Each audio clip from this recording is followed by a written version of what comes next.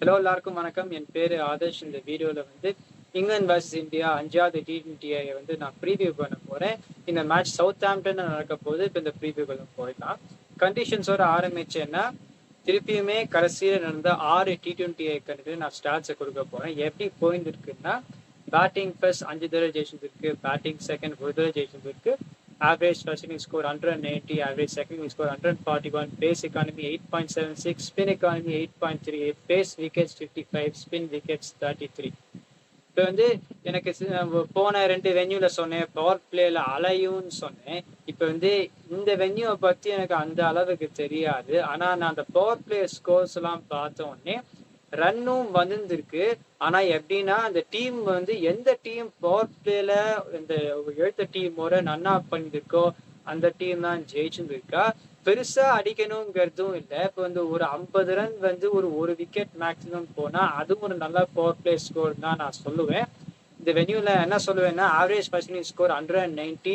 ஒரு bad first இந்த கடைசி 6 மேட்ச்ல பேட்டிங் ஃபர்ஸ்ட் தான் அதிகமா ஜெயிச்சிருக்குன்னா நான் என்ன சொல்லுவேன்னா, ஒரு 200 ரன் வந்தா, அதுவும் அந்த போன 2 வென்யூ மாதிரியே ஃபாஸ்ட் போலர்ஸ் போல் இந்த பவர் பிளே நடுவுல ஸ்பின்னர்ஸ் இந்த மேட்சுக்கு வருவா, இந்த வென்யூல வருவா. ரெண்டுமே இருந்தா ஒரு 200 பேட்டிங் ஃபர்ஸ்ட் அடிச்சா ஜெயிக்கிறதுக்கான வாய்ப்பும் ஜாஸ்தி. ஸோ அப்படிதான் நான் சொல்லுவேன். இது அந்த அளவுக்கு அடிக்கணும்னு தேவையில்லை. ஏன்னா ரன் எல்லாம் 6 மேட்ச்லயுமே ரன் வந்திருக்கு. எப்ப டீம்ஸ் தோத்துருக்கானா, அந்த ஒரு 40 ரன்னுக்கு 3 விக்கெட் விட்டாதான் டீம்ஸ் தோத்துருக்கா. ஸோ அப்படிதான் சொன்னேன். விக்கெட் விடாத இருக்கணும். பேஸ் இக்கானமி, ஸ்பின் இக்கானமி பேஸோட கொஞ்சமா தான் குறைவா இருக்கு. ஆனா பேஸ் கம்மியா ஓவர்ஸ் போந்தாலுமே விக்கெட்ஸ்ன்னு பார்த்தா பேஸுக்கு 55, ஸ்பின்னிங் 33. அந்த குறைவா ஓவர்ஸ் போந்தாலுமே ஸ்பின்னர்ஸ் 33 விக்கெட் எடுத்துருக்கா. ஸோ பவர் பிளேல போடுறதுக்கு சீமர்ஸ் வச்சுக்கணும், நடு ஓவர்ஸ் போடுறதுக்கு ஸ்பின்னர்ஸ் வச்சுக்கணும். டாஸ் ஜெயிச்சா பேட்டிங் எடுக்கணும். இப்போ பிளேயிங் 11ஸ்குள்ள போயிடலாம். இந்தியாவோட 11 பார்த்தோம்னா அப்படிதான் நான் போவேன். अभिषेक शर्मा, वीर सूर्यवंशी, तिलक वर्मा, श्रेयस अय्यर, ईशान किशन, सूर्यवंशी, अक्षर पटेल, वाशिंगटन सुंदर और रवि बिश्नोई, हर्षदीप सिंह, प्रिंस यादव, प्रदीप कृष्णा. இப்போ நான் அந்த 2வது T20 ரிவ்யூலயே நான் சொன்னேன். இப்போ ரவி பிஷ்னோய், வாஷிங்டன் சுந்தரும் வித்தியாசம் பார்த்தோம்னா, இப்ப 2 பேருமே அவ ரன் கொடுக்கற நாளுன்னு பார்த்தோம்னா, ரவி பிஷ்னோய் அந்த மேட்ச்ல 3 ஓவர் 31 ரன் கொடுத்துட்டு திருப்பியுமே 4வது ஓவர் கொடுத்தா. ஆனா வாஷிங்டன் சுந்தர் நான் அப்பயே சொன்னேன், அவர் முதல் ஓவர்ல ரன் கொடுத்ததுனா திருப்பி பவுலிங் கொடுப்பாரா, கொடுக்க மாட்டா. நம்ம ஓடிஐலையும் பார்த்துருக்கோம், T20யும் பார்த்துருக்கோம். அந்த முதல் ஓவர்ல ரன் போன உடனே பவுலிங் கொடுக்கல. ஸோ அந்த கேஸ்ல அவர் நம்பர் 8 பேட்டிங் பண்றதுனால அவர் வச்சிருந்தா, நம்பர் 8 பேட்டிங் பண்ணணும்னு அந்த அவசியம் இருந்ததுன்னா பிலோ பார் ஸ்கோர் தான் வரப்போகுது. போன மேட்ச்லயுமே நம்ம பார்த்தோம். ஸோ நான் என்ன பண்ணுவேன்னா, இந்த ஒஃபென்சிவ் ஸ்பின்னர் இந்த 11ல யாருமே இல்லை. ஏன்னா வருண் சக்கரவர்த்தி இன்ஜுரி இருக்கு. அதோட எல்லாருமே டிஃபென்சிவ் ஸ்பின்னர் தான் ரவி பிஷ்னோய். அதோட ஸோ ரவி பிஷ்னோய் நான் திருப்பி கொண்டு வந்துடுவேன். இப்ப நிறைய பேர் சொல்லலாம், அந்த ஒரு ஓவர்ல 29 ரன் கொடுத்துட்டு இந்த நோ பால் அதை பத்திலாம் சொல்லலாம். நான் அவர் 3 நோ பால், அதுவும் அந்த மாதிரி நோ பால் எல்லாம் போட்டு பார்த்ததே கிடையாது. அதை இந்த ரன் அப் கொஞ்சம் ரெக்டிஃபை பண்ணா கண்டிப்பா அவர் திருப்பி கொண்டு வரலாம். ஸ்பின் நடு ஓவர்ஸ் எடுக்குங்கிறதுனால ஒரு டிஃபென்சிவ் ஸ்பின்னர் அக்ஷர் பட்டேல், ஒரு ஒஃபென்சிவ் ஸ்பின்னர் ரவி பிஷ்னோய்னா கண்டிப்பா அவருக்கு 4 ஓவர் கொடுப்பான். அதுவும் வாஷிங்டன் சுந்தரோட ரவி பிஷ்னோய் 4 ஓவர் போடுறதுக்கான வாய்ப்பும் ஜாஸ்தி. நான் வாஷிங்டன் சுந்தரை கூட சொல்ல, அவர் பவுலிங்ல ஒரு கன்சிஸ்டன்டா யூஸே பண்ணது கிடையாது. ஆனா 4 ஓவர் போறது கிடையாதுன்னா நான் ரவி பிஷ்னோய் கொண்டு வருவேன். அப்புறமா வேற ஒரே ஒரு மாற்றம் தான் பண்ண முடியும். ஏன்னா இப்ப பிஷ்னோயை இப்பதான் டிராப் பண்ணா நான் விளையாடணும்னு சொன்னேன்.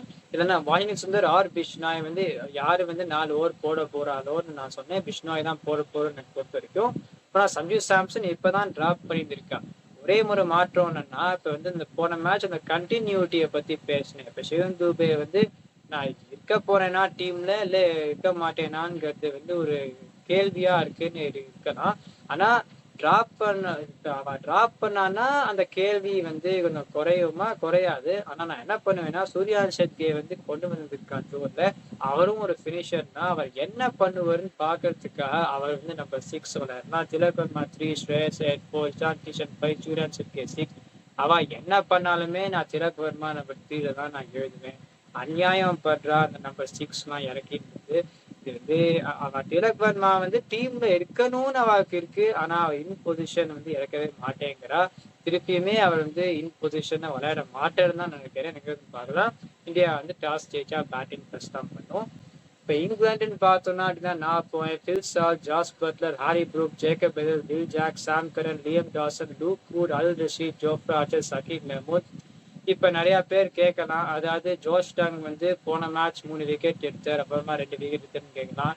அவர் போடுற லெங்க்ஸ் வந்து எனக்கு பொறுத்த வரைக்கும் இந்தியா பேட்ஸ்மேன் வந்து சுத்தி விக்கெட் கொடுத்தா, ஆனா பீட்டன் ஆனதுனாலதான் நார்மலா விக்கெட் கொடுக்கல. எனக்கு பொறுத்த வரைக்கும் எந்த விக்கெட்டுமே ஃபுல்லா போட்டு ஒரு கார்ட் பெயிண்ட் எல்பிடபிள்யூ போல்ட் அந்த மாதிரிலாம் இல்லவே இல்லை. அந்த கார்ட் பெயிண்ட் நிறைய ஷார்ட்டர் லெங்க்ஸ் அந்த மாதிரி தான் இருந்தது. ஸோ நான் என்ன பண்ணுவேன்னா அவரை உக்காத்தி வச்சுட்டு சகீப் மெஹமூத் வந்து மேல போடுற போல அவர் பவர் பிளேலையுமே போட முடியும், கடைசியிலையும் போட முடியும். ஜோஃப்ரா ஆர்ச்சர் வந்து அவர் போடுற லெங்க் தான் போடுவார். ஆனா லூக் வூட் வந்து ஒரு ஸ்விங் போலர் மேல போடுவார். ஸோ அந்த மாதிரி ஒரு காம்பினேஷன் வச்சுப்பேன். அவ டாம் பேண்டன் நம்பர் 5 விளையாடிருக்கா. எனக்கு பொறுத்த வரைக்கும் அவர் விளையாடுறதுக்கான அவசியமே கிடையாது. ஏன்னா பேட்டிங் நல்லா தான் பண்ணிட்டு இருக்கு. வில் ஜாக் 5, சாம் கரன் 6 விளையாடலாம். எல்லாருமே பேட்டிங் விளையாடுவா. ஆனா அப்படி பண்ண போறது கிடையாதுன்னு நினைக்கிறேன். இப்ப லியம் டாசனுக்கு போன மேட்ச் இன்ஜுரி வந்ததுதான் எனக்கு தெரியல. ஆனா ரேஹான் அஹமதை கொண்டு வந்தா.